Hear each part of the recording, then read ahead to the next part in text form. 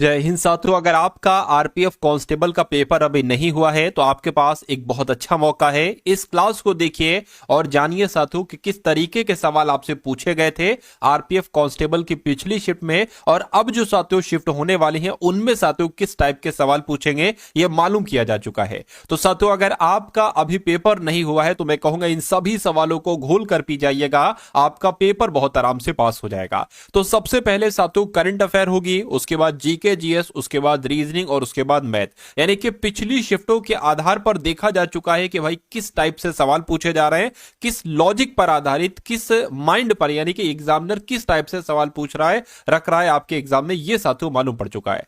तो इन सभी सवालों को देखिए साथियों और अपने पेपर को पास करिए। पहला सवाल आपकी स्क्रीन पर कह रही कि दिव्यांग क्रिकेट चैंपियन ट्रॉफी कहां आयोजित की जाएगी, तो यह श्रीलंका में आयोजित की जाएगी, ये आपको याद रखना है। उसके बाद देखिए कह रही कि दुनिया के सबसे बड़े जल विद्युत बांध का निर्माण कौन सा देश कर रहा है, तो कौन सा साथियों देश कर रहा है, यह काम चीन कर रहा है। दुनिया के सबसे बड़े जल विद्युत बांध का निर्माण चीन देश कर रहा है।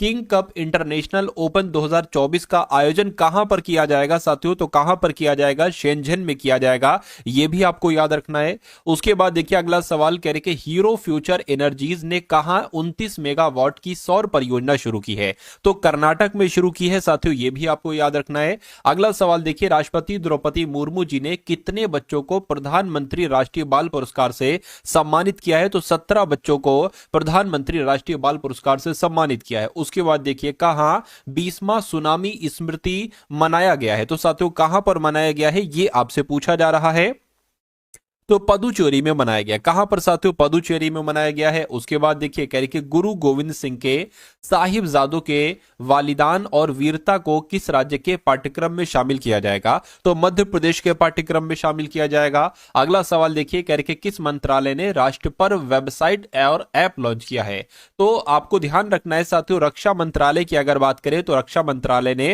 राष्ट्रपर्व वेबसाइट और ऐप लॉन्च किया है। आंसर आपका ऑप्शन नंबर बी हो जाएगा। नेक्स्ट नंबर का सवाल आपकी स्क्रीन पर कह रहे कि उत्तराखंड उच्च न्यायालय के मुख्य न्यायाधीश के रूप में किसने शपथ ली है, तो इनका नाम है गुहानाथन नरेंद्र, और गुहानाथन नरेंद्र ही उच्च न्यायालय, ठीक है, उत्तराखंड के उच्च न्यायालय के मुख्य न्यायाधीश बन चुके हैं। अगला देखिए कह रहे कि जारी T20 ऑलराउंडर रैंकिंग में कौन शीर्ष पर रहा है, तो इनका नाम हार्दिक पांडे है, और हार्दिक पांडे ही T20 ऑलराउंडर रैंकिंग में शीर्ष पर रहे हैं। उसके बाद देखिए कह रहे कि कहां पहली वाइन उत्पादन इकाई शुरू की गई है, बताइए, तो कहां पर साथियों की है, उत्तराखंड में की गई, यानी कि पहली वाइन उत्पादन इकाई कहां पर शुरू की गई है, तो उत्तराखंड में। अगला सवाल देखिए आपकी स्क्रीन पर है, कहने के पूछा जा रहा है आपसे कि अमिताभ चटर्जी को किस बैंक का नया प्रबंध निदेशक नियुक्त किया गया, तो जम्मू कश्मीर बैंक का आपसे सवाल दो तरीके से पूछा जाएगा, या तो जैसे मैंने यहां पर टाइप करवाया ऐसे, या पूछा जाएगा जम्मू और कश्मीर बैंक के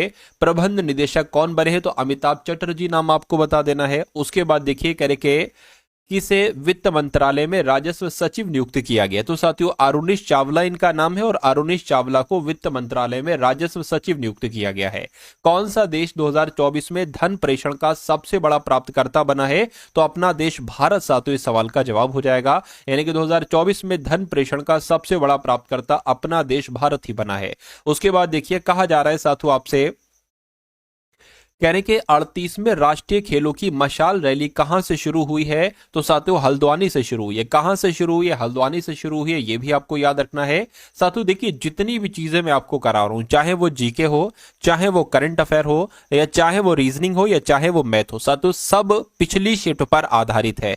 तो मैं कहूंगा अगर आप अपने एग्जाम के लिए सीरियस हैं और आप साथियों 100% इस एग्जाम को पास करना चाहते हैं, तो इस पूरी क्लास को शुरू से लेकर अंत तक बहुत धैर्य के साथ देखिए, धैर्य के साथ देखिएगा, और साथियों ध्यान से देखिएगा।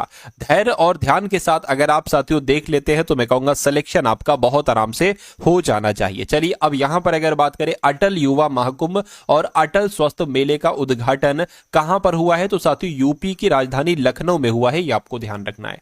उसके बाद देखिए कह रहे कि भारत ने मलेरिया के मामलों में कितने प्रतिशत की कमी हासिल की है, तो 97% की कमी हासिल की है। यह भी बहुत इंपॉर्टेंट क्वेश्चन है साथियों, आपके आपके एग्जाम में पूछा जाएगा, इसलिए ध्यान रखना है आपको। कहने के M.T. वासुदेवन नायर का निधन हुआ है, वो कौन थे? तो वो एक लेखक थे। कौन थे साथियों? वो एक लेखक थे, ये आपको ध्यान रखना होगा। अगला सवाल आपकी स्क्रीन पर कह रहे कि हॉकी इंडिया लीग कहां शुरू हुई है, मुझे बताइए। साथियों यहां पर मैं आपको बता देना चाहता हूं, आरपीएफ कांस्टेबल की अगर हम बात करते हैं, आपकी तैयारी अभी किसी वजह से कंप्लीट नहीं हो पाई है और आप चाहते हैं कि इस परीक्षा को, इस एग्जाम को आप 100% क्रैक करना चाहते हैं, तो आपके लिए साथियों मैं 3 पीडीएफ बताऊंगा। इन 3 पीडीएफ को साथियों आप देखकर चले जाइएगा, पेपर आपका साथियों पास हो जाएगा।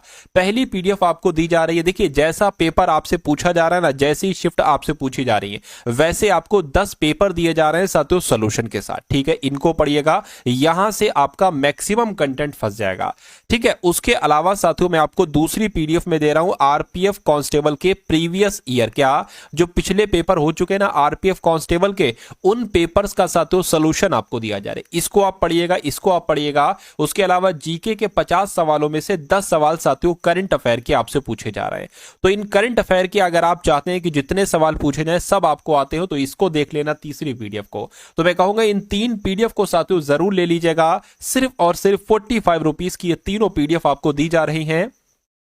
डिस्क्रिप्शन में लिंक है आरपीएफ कांस्टेबल का, उस लिंक पर आप क्लिक करेंगे तो आप हमारे व्हाट्सएप पर आ जाएंगे। वहां पर आपको एक क्यूआर कोड दिया जाएगा, इस क्यूआर कोड पर 45 का पेमेंट करेंगे तो ये तीनों पीडीएफ आपको साथियों व्हाट्सएप पर ही भेज दी जाएंगी। मैं कहूंगा अगर आपकी परीक्षा में कुछ घंटे भी बाकी है तो इस पीडीएफ को लेकर तुरंत देख लीजिए, बहुत अच्छा, बहुत फायदेमंद साथियों आपके लिए रहेगा।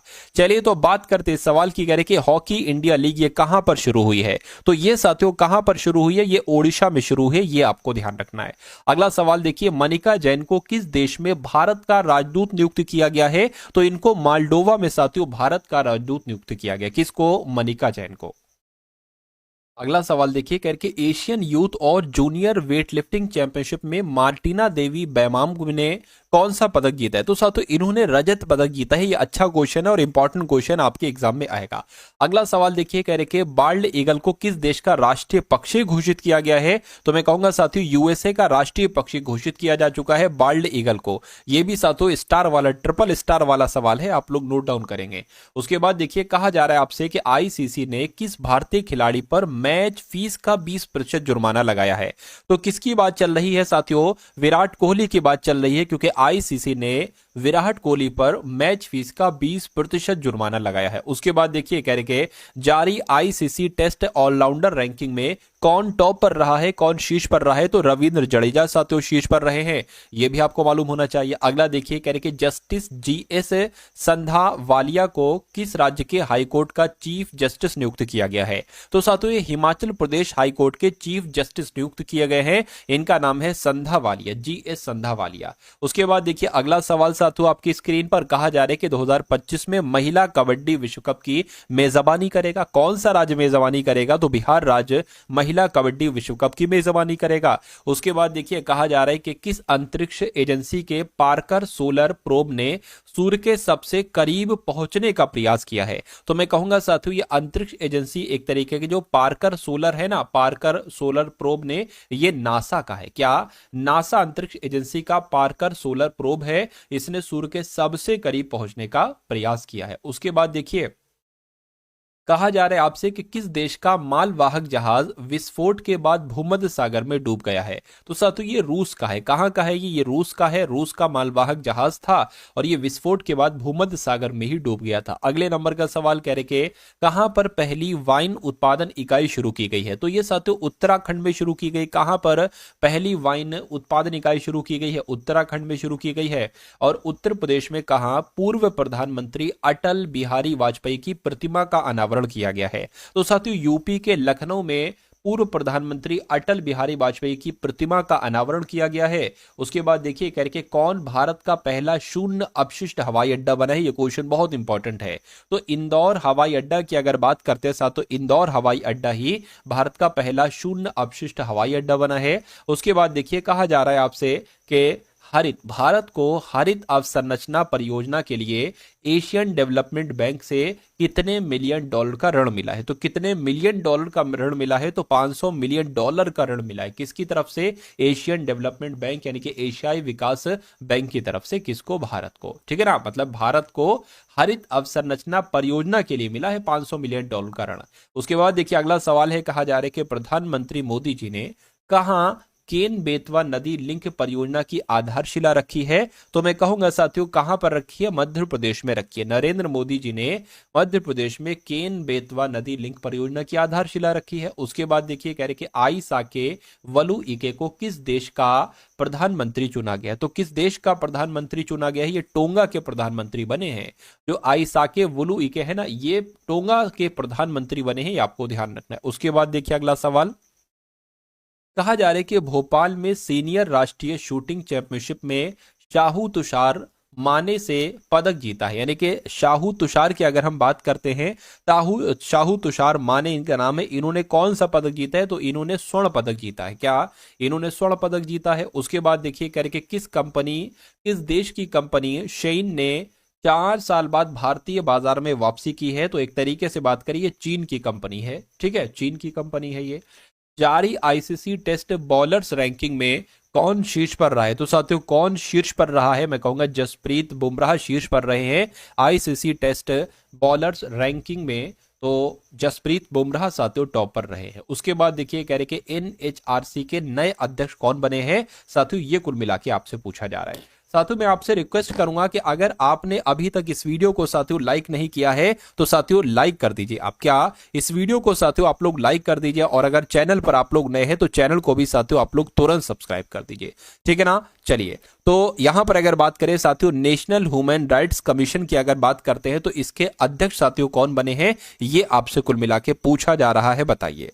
तो इनका नाम साथियों वी राम सुब्रमण्यम है, और वी राम सुब्रमण्यम ही साथियों एनएचआरसी के नए अध्यक्ष बने हैं। उसके बाद देखिए अगले नंबर का सवाल आपकी स्क्रीन पर आ चुका है। तो साथियों इतने क्वेश्चंस हम लोगों ने देखे करंट अफेयर के, और अब साथियों यहां पर आपके सामने क्या?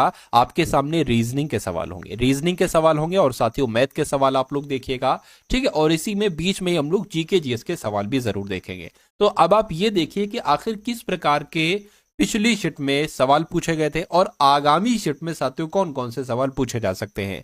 तो साथियों यहां पर अगर बात करें 960 है, ठीक है, 1080 आ गया, ठीक है, उसके बाद 1200 आ गया, उसके बाद 1320 आ गया। तो कहा जा रहा है कि श्रृंखला में प्रश्नवाचक चिन्ह के स्थान पर कौन सा नंबर आएगा? यहां पर कौन सा नंबर आएगा? कुल मिला के ये बात आपसे पूछी जा रही है, बताइए। देखिए यहां पर अगर 960 से अगर 1080 तक जाते हो तो 40 इधर के 80 उधर के, यानी कि जब इसमें 120 बढ़ाया गया है 960 में तो 1080 हुआ। अच्छा, यहां पर अगर बात करें तो यहां पर भी तो वही 120 बढ़ाया गया 1080 में तो 1200 हुआ है, और यहां पर भी साथ 1020 बढ़ाएगा तो बच्चा बता देगा कि इसमें भी 120 ही बढ़ाया जाएगा। तो 0 0 0 2 2 4 हो जाएगा, 3 और 1 4 हो जाएगा, और 1 यानी कि 1440 क्या कहीं ऑप्शन में है? तो मैं कहूंगा बिल्कुल 1440 ऑप्शन में है, ऑप्शन नंबर डी वाले में है। तो जिनका आंसर ऑप्शन नंबर डी था तो बिल्कुल सही हो जाएगा। अब उसके बाद देखिए अगला सवाल आपकी स्क्रीन पर है, कथन आपके सामने है, और आपके सामने क्या? आपके सामने साथियों निष्कर्ष है। 2 कथन है और 2 निष्कर्ष है, कोई दिक्कत नहीं, 3 कथन है और 2 निष्कर्ष है। देखिए यानी कि कुछ संख्याएं अभाज्य हैं। तो मान लीजिए साथियों ये हमने क्या बना ली? ये हमने साथियों यहां पर संख्याएं बना ली, ठीक है ना, ये हमने संख्याएं बना ली, और कह रहे हैं कि कुछ संख्याएं क्या है? कुछ संख्याएं अभाज्य है। तो मान लेते हैं साथियों इतनी संख्या क्या हो गई? इतनी संख्या ये अभाज्य हो गई, ठीक है। कुछ संख्याएं अभाज्य होंगी, कह रहे कि कुछ संख्याएं सह अभाज्य हैं। तो कुछ संख्याएं मान लेते हैं साथियों, इतनी संख्याएं अगर बात करें तो ये आपकी सह अभाज्य हो जाएंगे। क्या? ये सह अभाज्य हो जाएंगी, ठीक है। उसके बाद कहा गया है कि कोई सह अभाज्य संयुक्त नहीं है। तो ये जो सह अभाज्य संख्या है ये साथियों एक तरीके से क्या नहीं होगी साथियों? संयुक्त नहीं होगी, ठीक है भाई साहब। तो ये संयुक्त नहीं है, ये चीज हम ध्यान रखेंगे, ठीक है। अब निष्कर्ष को पढ़िए और बताइए कौन सा निष्कर्ष सही कौन सा गलत। यानी कि कुछ अभाज्य संयुक्त नहीं है। देखिए कुछ अभाज्य क्या? कुछ अभाज्य ये चीज यहां पर ये कही गई है, कह रहे हैं कि साथियों कुछ अभाज्य संयुक्त नहीं है, कुछ अभाज्य संयुक्त नहीं है, ये यहां पर कहा जा रहा है कि कुछ अभाज्य संयुक्त नहीं है, ठीक है। उसके बाद कह रहे हैं कि कुछ संयुक्त अभाज्य है, कुछ संयुक्त अभाज्य हैं, तो यहां पर कौन सा आपको सातों सही लग रहा है मुझे बताइए। देखिए अगर हम इसकी बात करते हैं कि कुछ अभाज्य संयुक्त नहीं है, कुछ अभाज्य कहां पर ये लिखी है, ये तो सह अभाज्य है, कुछ अभाज्य संयुक्त नहीं, इसके बारे में हमें नहीं बताया गया, हमें सिर्फ इतना बताया गया था कि भैया सह अभाज्य जो है ना, क्या ठीक है, सह अभाज्य ये संयुक्त नहीं है, हमें इतनी जानकारी साथियों दी गई थी। ठीक है कि कोई सह अभाज्य संयुक्त नहीं है, हमें ये जानकारी नहीं दी गई, तो जो जानकारी हमें नहीं दी जाती उसको हम गलत कर देते हैं। कुछ संयुक्त अभाज्य हैं, कुछ संयुक्त, ठीक, ये कुछ संयुक्त क्या हो जाएंगी साथियों, अभाज्य हो जाएंगी।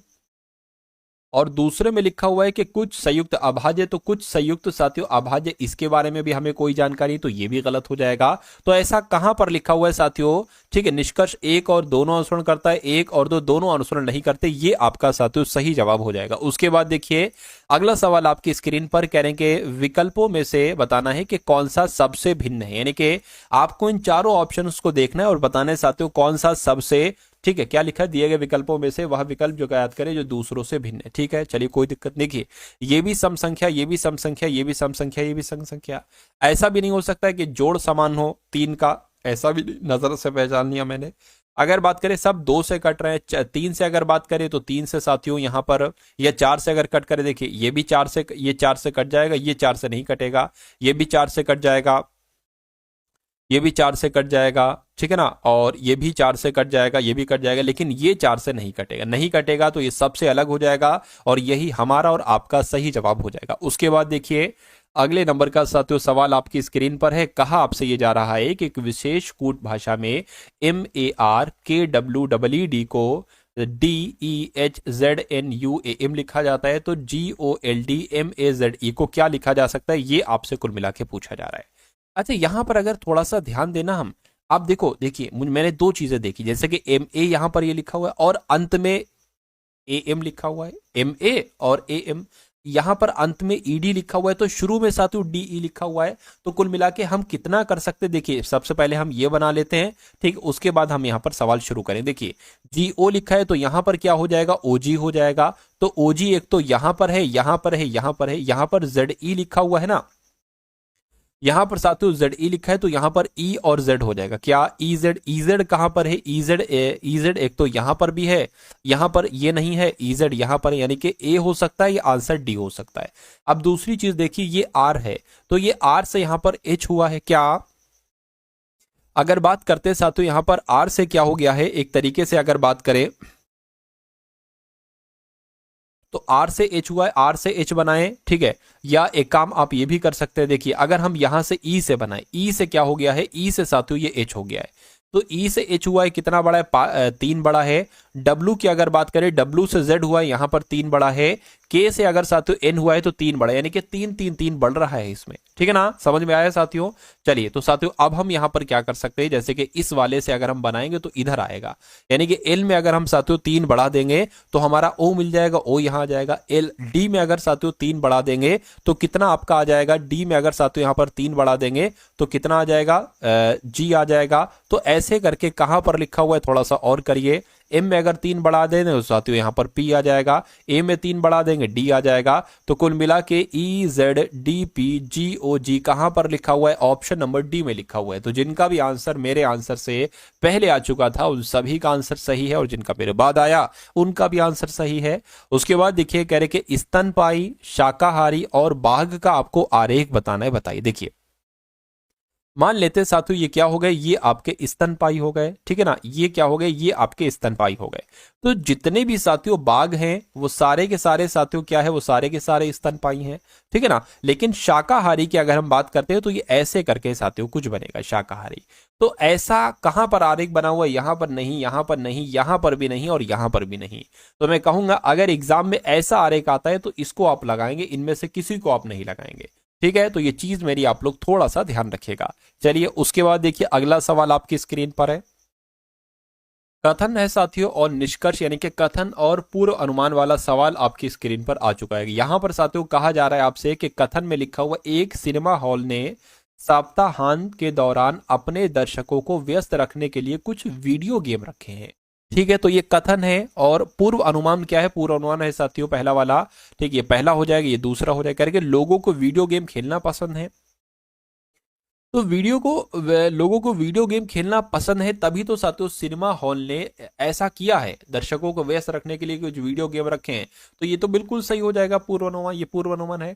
लोग थिएटर में चलने वाली फिल्म को पसंद करते हैं। देखिए, इसमें बात की गई है किसकी? वीडियो गेम की। तो साथियों यहाँ पर फिल्म को पसंद करते हैं, वो तो बात सही है, लोग थिएटर में चलने वाली, लेकिन इसमें ये चीज इसके अंतर्गत नहीं बताई गई है कि लोग फिल्मों को पसंद करते नहीं। मेन फोकस इसमें वीडियो गेम पर रखा गया, तो ये कहीं ना कहीं थोड़ा गलत हो जाएगा, ये आपका सही हो जाएगा।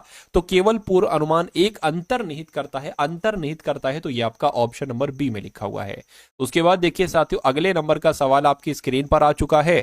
कहा आपसे ये जा रहा है कि एक व्यक्ति किसी चिड़ियाघर में गया, उसने अपने चारों ओर पिंजरे में 4 जानवरों को देखा।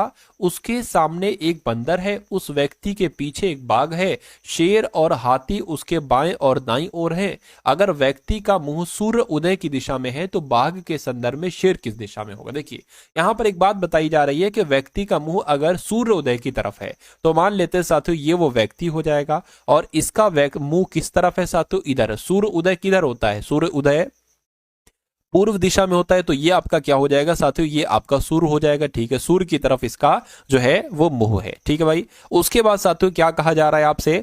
आपसे कहा जा रहा है कि भैया ठीक, उसने अपने चारों ओर पिंजरे में 4 जानवरों को देखा, उसके सामने एक बंदर है। क्या है साथियों? उसके सामने एक बंदर है। ठीक है, तो मान लेते साथियों सूर्य उदय की तरफ वो देख रहा है, तो इधर ही को साथियों क्या हो जाएगा? बंदर हो जाएगा।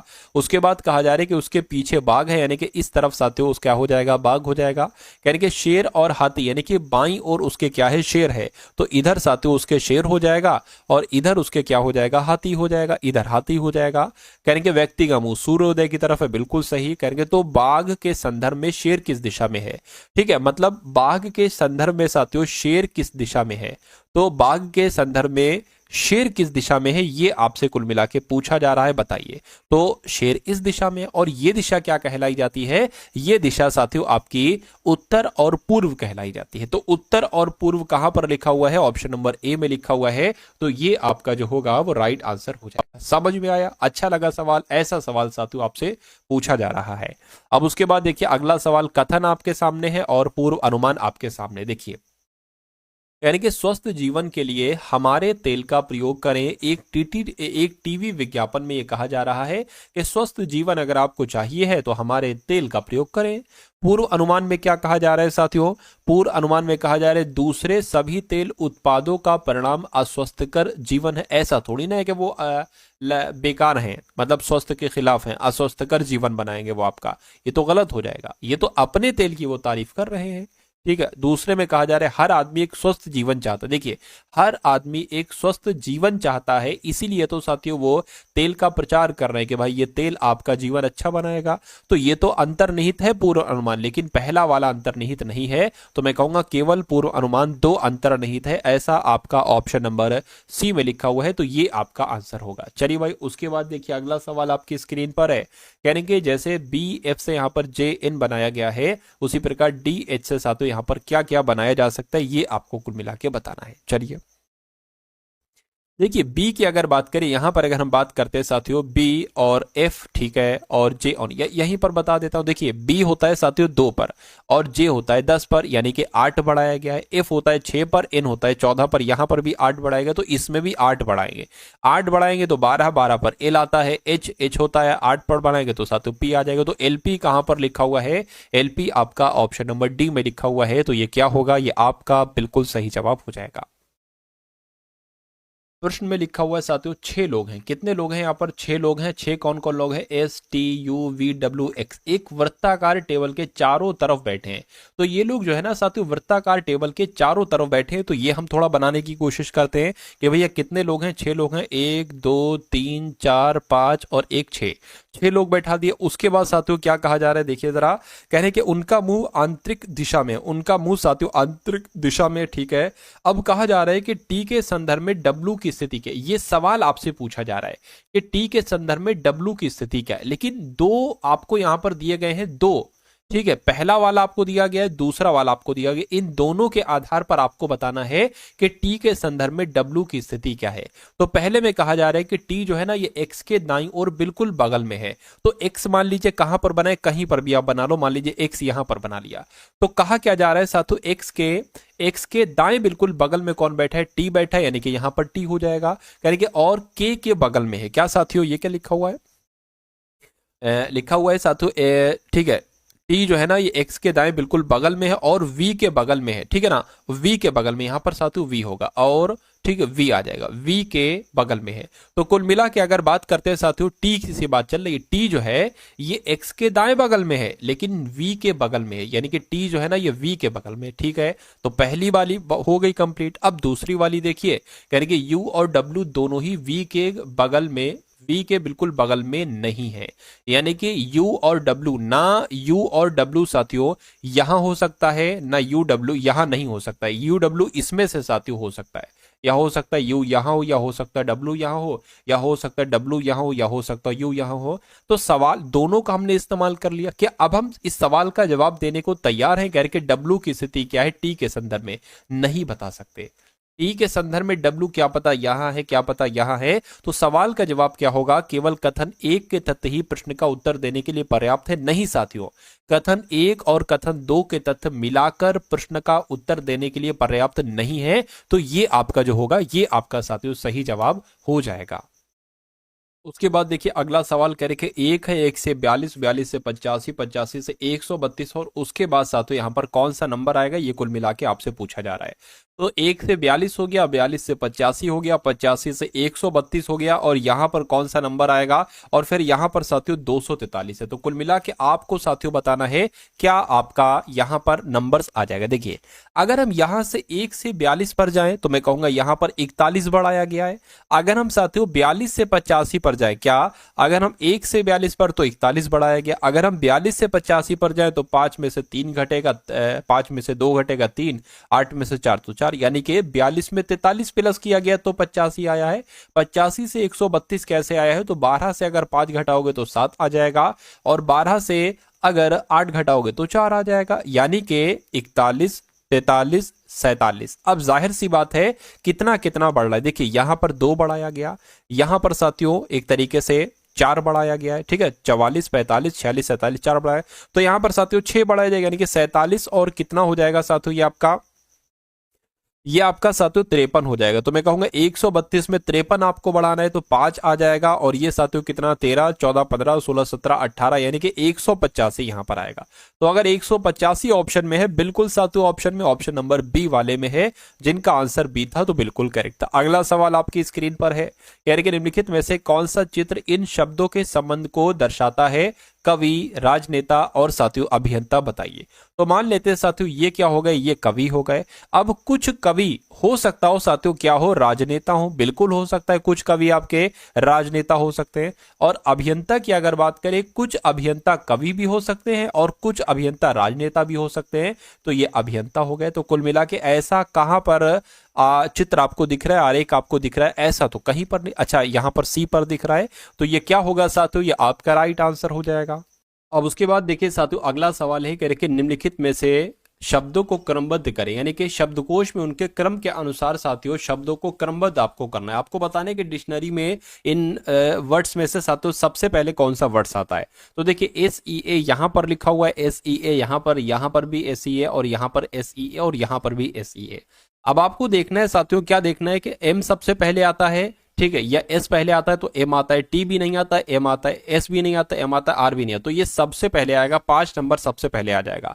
उसके बाद देखिए S से पहले तो कौन, T से पहले S आ जाएगा और उससे पहले R आ जाएगी, यानी कि फिर उसके बाद 1 नंबर आ जाएगा, फिर ये वाला SO आएगा या SH आएगा, मैं कहूंगा साथियों ये आएगा, ठीक है, 4 हो जाएगा, तो यहाँ पर 4 आ जाएगा, फिर आपका ये वाला आ जाएगा और फिर ये वाला आ जाएगा। तो 2 और 3 ये कहां पर लिखा हुआ है, 514, 23 कहां पर लिखा हुआ है साथियों, ऑप्शन नंबर ए में लिखा हुआ है। तो जिनका आंसर ऑप्शन नंबर ए के साथ है, तो मैं कहूंगा आंसर आपका बिल्कुल करेक्ट हो जाएगा। अब अगला सवाल देखिए, कहा जा रहा है कि BEGIN को YLJHK लिखा जाता है, तो उसी प्रकार जोनल को साथियों क्या लिखा जाएगा, बताइए। चलिए देखिए यहां पर अगर बात करें, बी का अपोजिट वाई होता है, ई का अपोजिट तो भाई एल होता है क्या, LOVE होता है, ई का अपोजिट वी होता है भाई साहब, एल नहीं होता है, तो ये लॉजिक नहीं लगेगा, इसको हटा दीजिए। ठीक है, इसको साथियों आप हटा दीजिए। अब यहां पर अगर बात करें बी में 4 घटाया, कितना घटाया गया है साथियों, ठीक है इतना कुछ घटाया गया है। ई की अगर बात करें फिर बढ़ाया गया है, मतलब ये भी लॉजिक साथियों नहीं लग रहा है, तो ये भी हट जाएगा, ये भी हट जाएगा।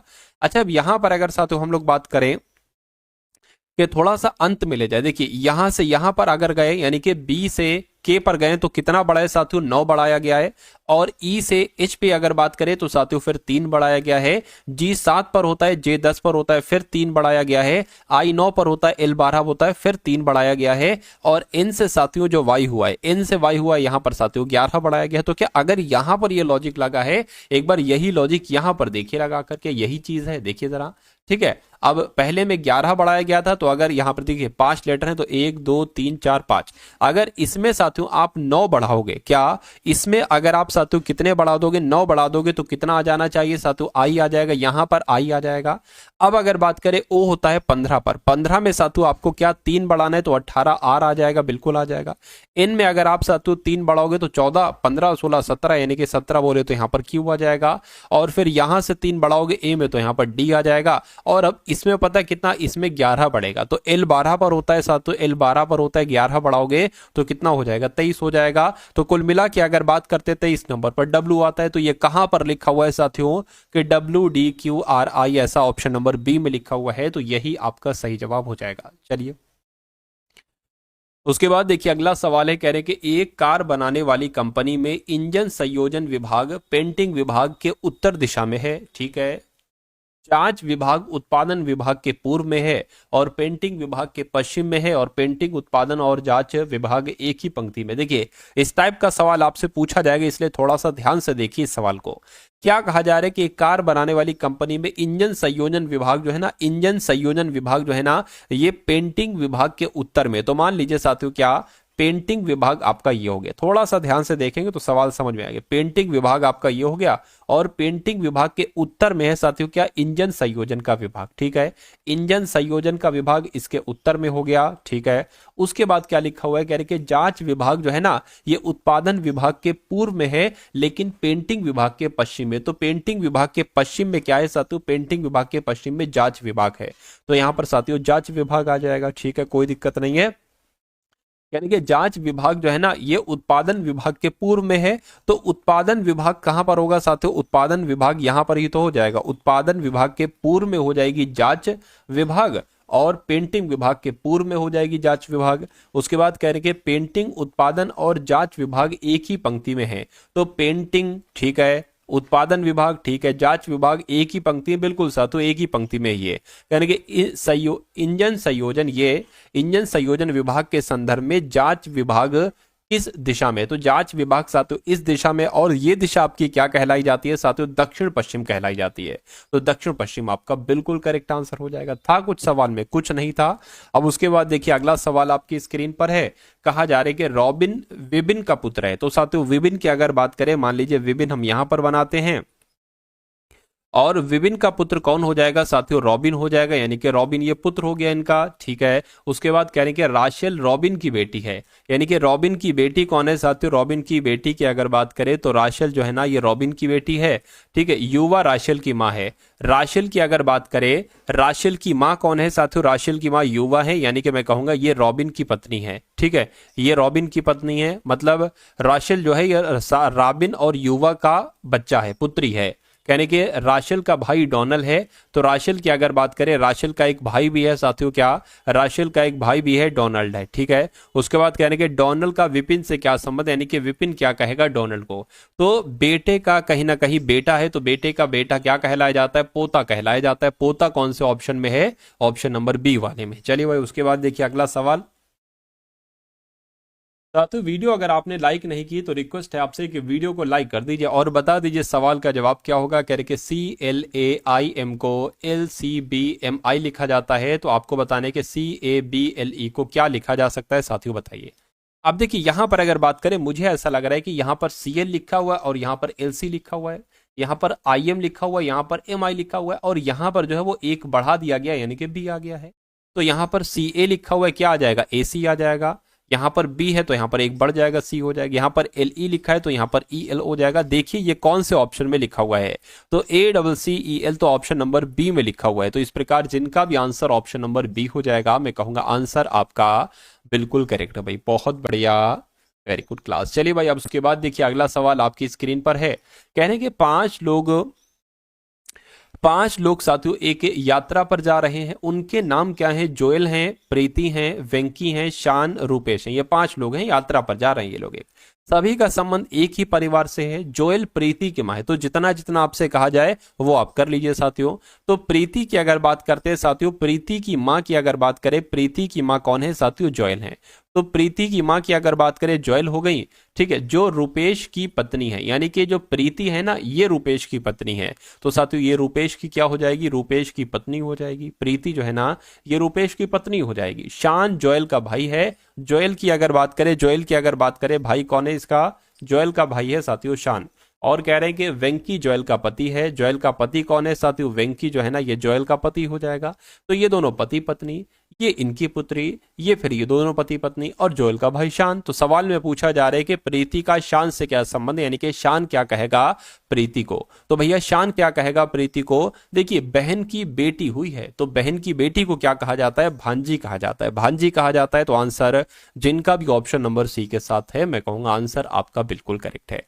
आप साथियों कुछ सवाल यहां पर आप लोग देख लीजिए मैथ के, तो इन सभी मैथ के सवालों को देखिए और साथियों अपने एग्जाम को क्रैक कीजिए, क्योंकि यही कॉन्सेप्ट रिपीट होंगे आपके एग्जाम में, ठीक है ना। चलिए तो अगर बात करें साथियों करके अजय एक काम को 50 दिन में पूरा करता है, तो अजय अगर बात करें साथियों जो जो कहा जा रहा है वो लिखते जाइए। अजय एक काम को 50 दिन में पूरा करता है, और विजय उसी काम को, विजय की अगर बात करते हैं साथियों, विजय उसी काम को कितने दिन में पूरा करता है? 30 दिन में पूरा करता है। यानी कि अगर वे दोनों बारी बारी से एक दिन काम करते हैं, मतलब एक दिन काम अजय ने कर लिया, एक दिन विजय ने कर लिया, तो कितने दिनों में काम पूरा हो जाएगा यदि पहले दिन अजय काम करता है?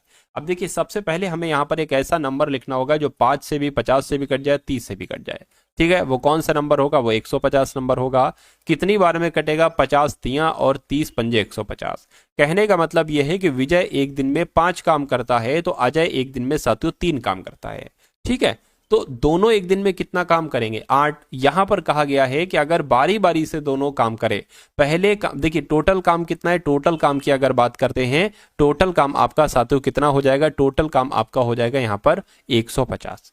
यानी कि पहले 3 करता है, फिर 5 अगले दिन काम करता है, फिर अगले दिन 3 करता है, फिर 5 करता है। पहले वाले दिन अजय काम करता है 3, और दूसरे दिन काम करता है विजय 5 करता है, यानी कि 2 दिन का काम कितना हो जाएगा? 2 दिन का काम 8 हो जाएगा। कोई दिक्कत नहीं साथियों। चलिए ठीक है ना। उसके बाद यहां पर अगर हम लोग बात करें, अब देखिए 2 दिन का काम कितना है? 2 दिन का काम 8 है। हमें काम कितना करना है? हमें काम करना है साथियों 150। तो किससे गुणा करें कि ये हो जाए? अगर हम साथियों 20 से गुणा करेंगे तो 160 हो जाएगा। अगर हम यहां पर अगर बात करें साथियों, अब हम किससे गुणा करें? देखिए जरा किससे गुणा करें तो साथियों यहां पर आ जाए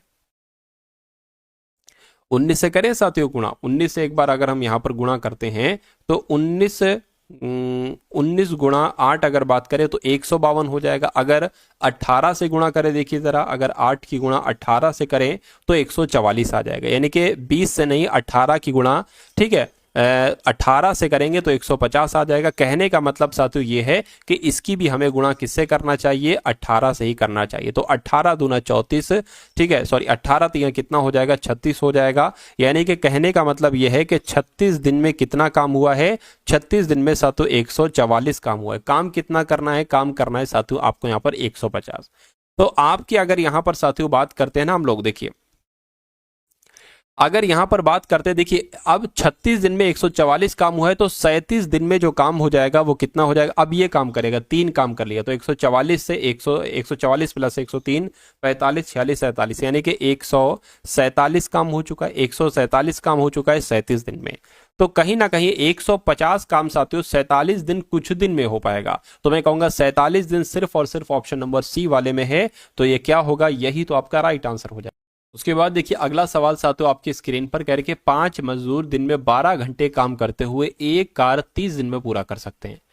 दिन में 12 घंटे काम करते हुए 15 मजदूरों को इसका आधा कार्य करने में कितने दिन लगेंगे, ये आपसे पूछा जा रहा है। देखिए जो जो कहा जा रहा है वो कर लीजिए। 5 मजदूर हैं, 5 मजदूर दिन में 12 घंटे काम करते हैं और किसी काम को 30 दिन में कर पाते हैं। मान लीजिए वो काम साथियों क्या है, वो काम एक है, वो काम एक पूरा है, तो ये है, ठीक है। उसके बाद कहने के 12 घंटे काम करते हुए 15 मजदूर इस कार्य के आधे कार्य को, देखिए यहां पर पूरा कार्य था, अब यहां पर आधा कार्य है तो यहां पर आधा कार्य करेंगे, ठीक है। इस कार्य का आधा कार्य करने में कितने दिन लेंगे, मैं कहूंगा साथियों इतने दिन लेंगे। कितने दिन लेंगे, इतने दिन लेंगे। तो कैलकुलेट करके दिन की वैल्यू निकाल लीजिए, कोई दिक्कत हुई नहीं होगी, ठीक है। तो यहां पर साथियों अगर हम लोग बात करते हैं, देखिए अब ये दो जो है ना साथियों, ये दो आपका इसके ऊपर आ जाएंगे, यानी कि यहां पर आपका 2 आ जाएगा। अब देखिए ठीक, अब नीचे कुछ नहीं बचा। अब आपका ये 5 गुणा 12 गुणा साथियों 30 है, बटे में जो आएगा वो साथियों ये सब चीजें नीचे बटे में आ जाएंगी। 5 गुणा 15 गुणा 2 आ जाएगा। अब इसको साथियों कट कर दीजिए और बराबर क्या आ जाएगा, बराबर दिन आ जाएगा।